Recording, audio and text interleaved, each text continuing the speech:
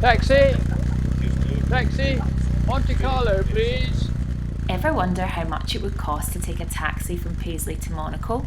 Well, Belgian driver Jean-Marie will find out next year when he travels the 2,800-kilometre trip behind the wheel of a 1950s London taxi as part of the 2016 Monte Carlo Classic Rally.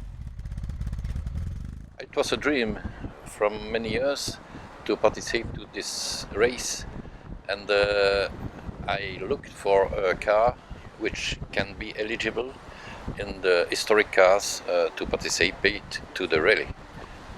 So I bought an Austin taxi FX3 like the one which took part at the rally in 1961.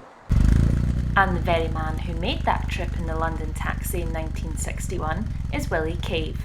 Now aged 88, Willy is still taking part in the Monte Carlo rallies and has been on hand to share his experiences of the drive and give Jean-Marie some tips ahead of the start on January the 27th. The people in Scotland were absolutely marvellous. They'd read all about us, of course, and seen previews of things going on the BBC television, so they knew all about us. And when we came forward in the queue to go up the starting ramp, the cheers were absolutely amazing. It's an extraordinary achievement so far, just to have got hold of an FX3 taxi and to have made the modifications to make it the way that it was when we used it on the rally. The way that I'm sitting now on this leather, which is in very good condition actually, was all covered up. This whole inside was the mattress from a double bed which Peter Dimmock had ordered and had it installed so that the third member of the crew could always be sleeping in comfort. Then in the front there, where there's normally a space for luggage, we had to fit a fourth door so that I could sit in some degree of comfort there. And I had over my head, I had the handle of a roof light, which were then very useful for reading signposts because the maps were a little bit inadequate and you needed to make certain you were on the right road by actually reading the signpost as you went by.